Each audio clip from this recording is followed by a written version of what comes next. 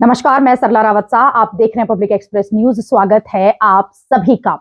विपक्ष के गठबंधन ने आरोप लगाया था कि जो चुनाव आयोग द्वारा ईवीएम वीवीपैट तैयार किया गया है उसमें बुनियादी सुविधाएं नहीं है और उसे विश्वस्त भी नहीं बताया था। 19 तारीख यानी कि 19 दिसंबर को जो इंडिया गठबंधन की मीटिंग हुई थी उसमें इस पर भी चर्चा हुई थी, जिसको लेकर एक पत्र चुनाव आयोग को लिखा गया था जिसमें सभी तरह की बातें विपक्ष की तरफ से लिखी गई थी कि इसे शुरू करने से पहले इस ईवीएम वीवीपैट्स को लेकर बातचीत नहीं की गई है और उस पर विपक्ष की राय नहीं ली गई है। अब इस पर चुनाव आयोग का एक लंबा चौड़ा जवाब आ चुका है। पहली बात तो चुनाव आयोग ने अपने जवाब में साफ कर दिया है कि इस पर शक करना बेबुनियाद है और सभी बुनियादी सुविधाएं जो हैं वो चेक कर ली गई हैं। साथ ही ये कहा गया है कि जिस तरह से कहा जा रहा था कि इसे आसानी से हैक किया जा सकता है या मैनिपुलेट किया जा सकता है, वो सरासर गलत है।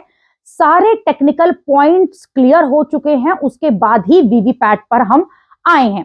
साथ ही जो दूसरी बड़ी बात कही गई थी वो ये कही गई थी कि क्या 100% मिलान हो पाएगा पर्चियों के साथ, उसको लेकर भी साफ कर दिया गया है कि जो मीटिंग में पहले चुनाव आयोग की पास किया गया था, यानी कि 2013 में ईवीएम वीवीपैट को लेकर जो आदेश पारित किया गया था उसी के बुनियादी ढांचे पर इस पर काम किया गया है। यानी कि कांग्रेस की सरकार ने ही उस समय पर इसे पास किया था और जिन दिशा निर्देशों पर इसे पास किया गया था वो ही दिशा निर्देश अभी भी चल रहे हैं। तो साफ तौर पर इंडिया गठबंधन की तरफ से जो आरोप लगाए गए थे और जो ये कहा जा रहा था कि इसका काम करने का तरीका जो है उस पर पहले इंडिया गठबंधन की तरफ से कोई राय नहीं ली गई है, साथ ही उनके तरफ से किसी विश्वसनीय सूत्र को उस मीटिंग में नहीं रखा गया है। इस पर साफ कर दिया है चुनाव आयोग ने कि चुनाव आयोग पूरी तरह से संतुष्ट है हर टेक्नोलॉजी को लेकर, ईवीएम वीवीपैट को लेकर।